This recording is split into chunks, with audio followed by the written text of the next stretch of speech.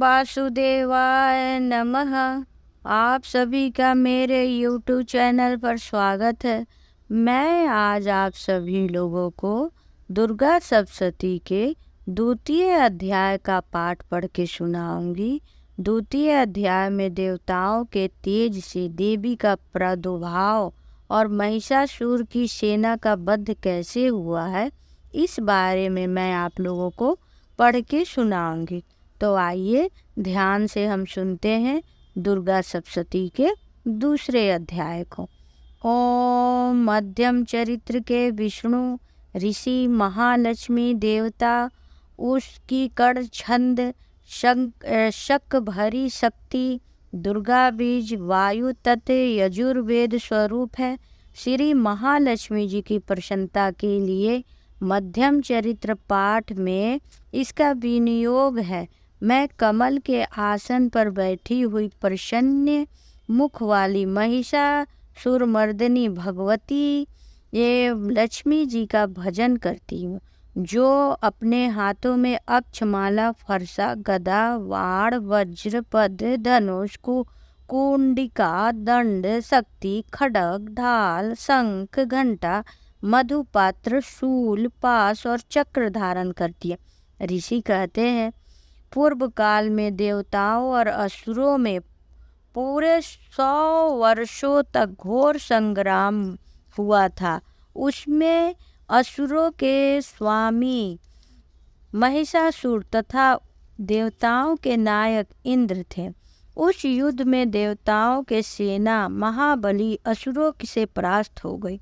संपूर्ण देवताओं को जीतकर महिषासुर इंद्र बन बैठा तथा पराजित देवताओं प्रजापति ब्रह्मा जी के आगे कर उसका स्थान पर गया, जहाँ भगवान शंकर और विष्णु विराजमान थे। देवताओं ने महिषासुर के पराक्रम तथा उसकी पराजय का यथावत वृत्तांत उन दोनों देवसुरों से विस्तार पूर्वक कह सुनाया। वह बोले, भगवान महिषासुर सूर्य इंद्र अग्नि वायु चंद्रमा यम वरुण तथा अन्य देवताओं के भी अधिकार को छीनकर स्वामी सबका अधिष्ठा बना बैठा है। उस दुरात्मा महिष ने समस्त देवताओं को स्वर्ग से निकाल दिया है। अब वे मनुष्यों की भांति पृथ्वी पे विचरते हैं। दैत्यों की यह सारी करतूत हमने आप लोगों से कह सुनाई है। अब हम आपकी ही शरण में आए हैं, उसके वध का कोई उपाय सोचिए। इस प्रकार देवताओं के वचन को सुनकर भगवान विष्णु और शिव के दैत्यों पर बड़ा क्रोध आया। उनकी भवें तन गईं, टेढ़ी हो गईं। तब अत्यंत कोप से भरे हुए चक्रपाणी विष्णु के मुख से एक महान तेज प्रकट हुआ। इसी प्रकार ब्रह्मा जी के और शंकर तथा इंद्र आदि अन्य देवताओं के शरीर से भी बड़ा भारी तेज निकला। वह सब मिलकर एक हो गए।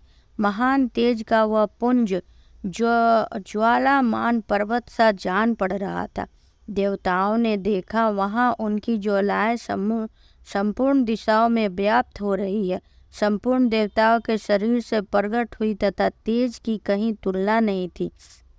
एकत्रित होने पर वह एक नारी के रूप में परिणित हो गई और उसमें प्रकाश से तीनों लोगों को व्याप्त जान पड़ रहा था। भगवान शंकर का जो तेज था, उससे देवी का मुख प्रकट हुआ।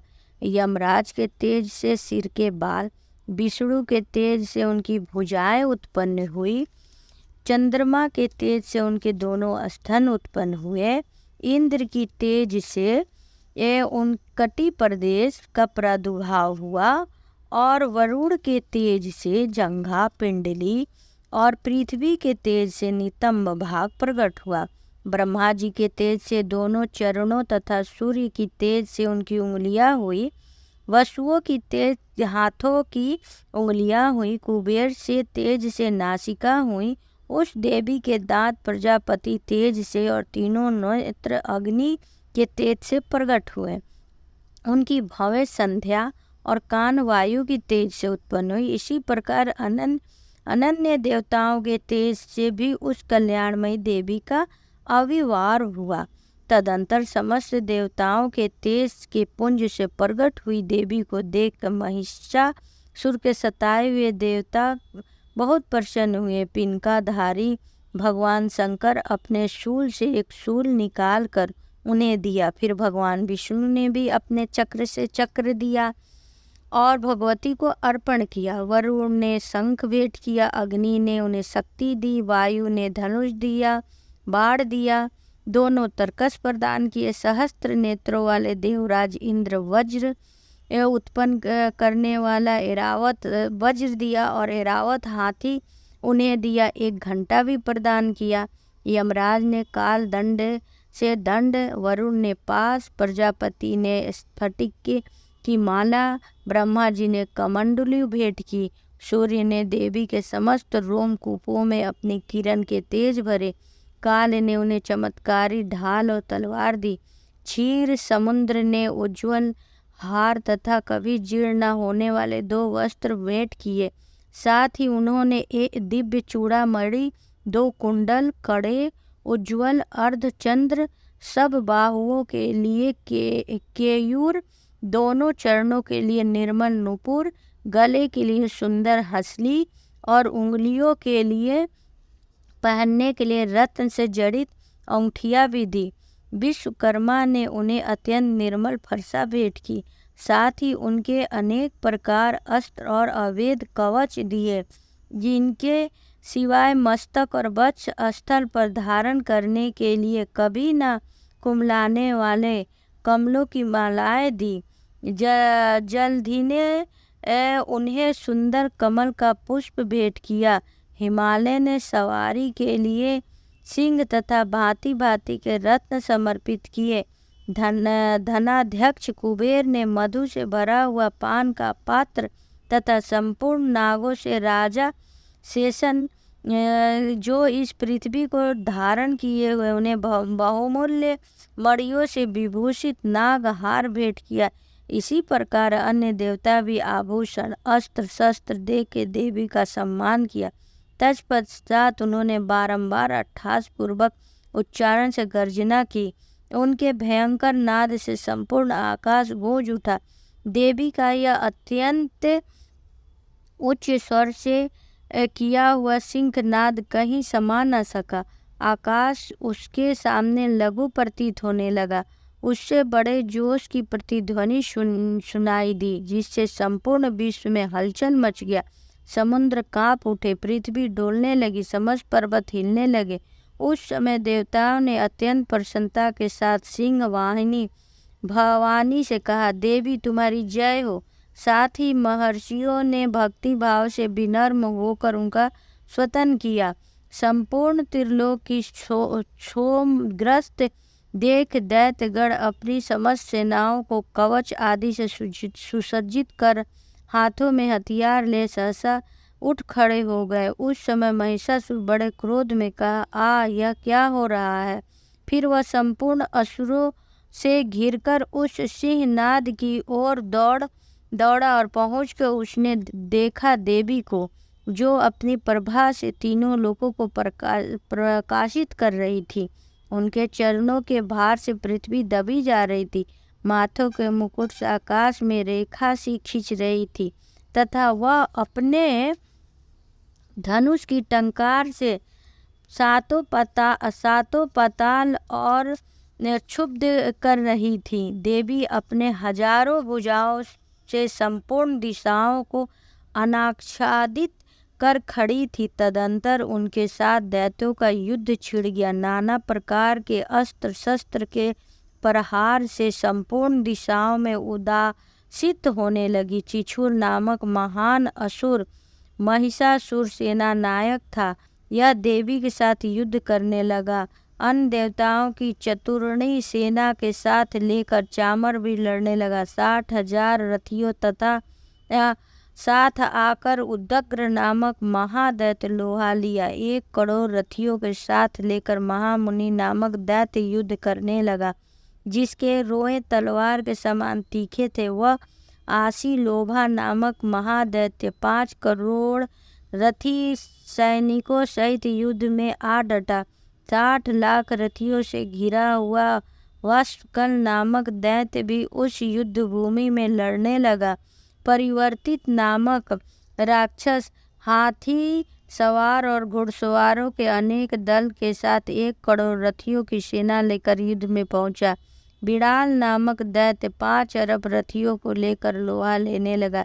इसके अतिरिक्त भी हजारों महादैत्य हाथी और घोड़े की सेना लेकर वहां देवी के साथ युद्ध करने लगा। स्वयं महिषासुर उस रणभूमि में कोटि कोटि सहस्त्र रथ हाथी घोड़े सेना से घिरा हुआ खड़ा था। वह दैत्य देवी के साथ तोमर, भिंदपाल, शक्ति, मूसल, खड्ग, परशु, पटिश आदि अस्त्र से प्रहार करते हुए युद्ध कर रहे थे। कुछ दैत्य उन पर शक्ति का प्रहार किया, कुछ लोगों ने पास फेंके तथा कुछ दूसरे दैत्यों ने खड्ग प्रहार करके देवी को मार डालने का उद्योग किया। देवी भी क्रोध में भरकर खेल खेल में ही अपने अस्त्र शस्त्र की वर्षा करके दैत्यों के समस्त अस्त्र शस्त्र को काट डाला। उनके मुख पर परिश्रम तथा थकावट का रंज मात्र भी चिन्ह नहीं था। देवता और ऋषि उनकी स्तुति करते थे।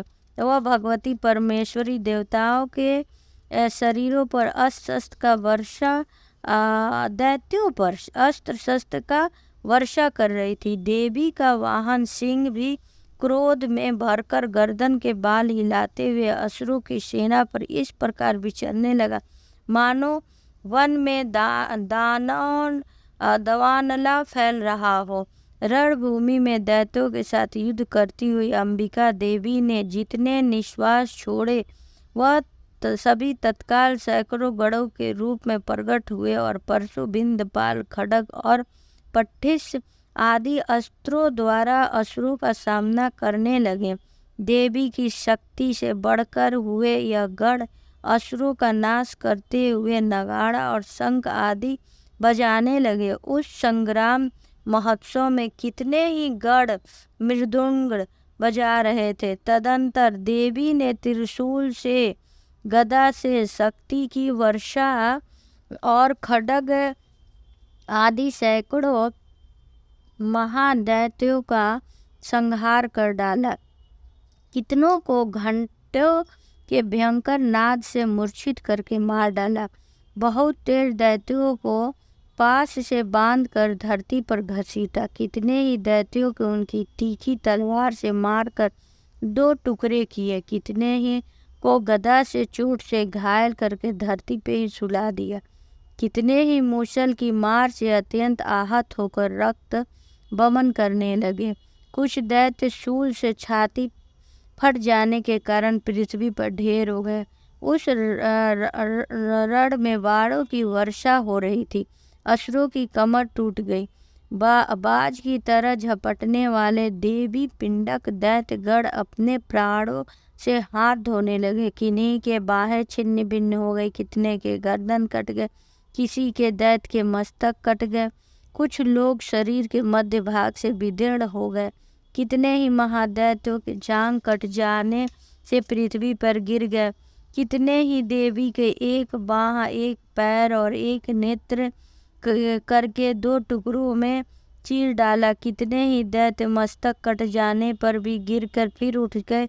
उठते थे केवल धकड़े के ही रूप में अच्छे अच्छे हथियार हाथ में लेकर देवी से युद्ध करने लगते थे, धड़ के ही साथ। दूसरे कपबंद युद्ध में बाजों की लय पर नाचते थे। कितने ही बिना सिर के धड़ हाथों में खड्ग, शक्ति और सृष्टि लिए दौड़ते थे तथा दूसरे महादैत्य ठहरो ठहरो यह कहकर देवी से युद्ध के लिए ललकारते थे। जहाँ वह घोर संग्राम हुआ था वहाँ की धरती देवी के गिराए हुए रथ, हाथी, घोड़े और असुर लाशों से ऐसी पड़ गई थी कि वहाँ चलना फिरना असंभव था। दैत्यों की सेना में हाथी, घोड़े, असुर शरीर इतनी अधिक मात्रा में रक्तपात हुआ था कि थोड़ी ही देर में वहाँ खून की बड़ी बड़ी नदियाँ बहने लगी थी। जगदम्बिका असुरों की विशाल सेना का क्षण भर में नष्ट कर दिया। ठीक उसी तरह जैसे तृण और काठ के भारी ढेर को आग कुछ ही क्षण में भस्म कर देती है, और वह सिंह भी गर्दन के बालों को हिला हिला कर जोर जोर से गर्जना करते हुए देवताओं के शरीर से मानो उनका प्राण चुन लेता था। वहाँ देवी के गणों भी उन महादैत्यों के साथ ऐसा युद्ध किया जिसमें आकाश में खड़े हुए देवगण उन पर बहुत संतुष्ट हुए और फूल की वर्षा करने लगे। इस प्रकार मैंने आप लोगों को दुर्गा सप्तशती की द्वितीय अध्याय का पाठ पढ़ के मैंने सुनाया। आप लोगों को यह पाठ कैसी लगी, इसके आप कमेंट बॉक्स में ज़रूर बताएं। अगर कोई त्रुटि है तो भी बताएं, या मेरे बोलने में अगर कोई त्रुटि हुई होगी तो आप ज़रूर बताएं। आप सभी का आशीर्वाद मेरे लिए बहुत ज़रूरी है। लाइक, कमेंट और सब्सक्राइब से हमें मोटिवेशन मिलता है कि मैं अच्छा कोई कार्य कर रही हूँ। तो आप हमें मोटिवेट कीजिए, आशीर्वाद दीजिए और कथा सुनिए। अगर आप नहीं भी लाइक शेयर कमेंट करें तो भी कथा सुनिए। माता का गुणगान कभी भी खाली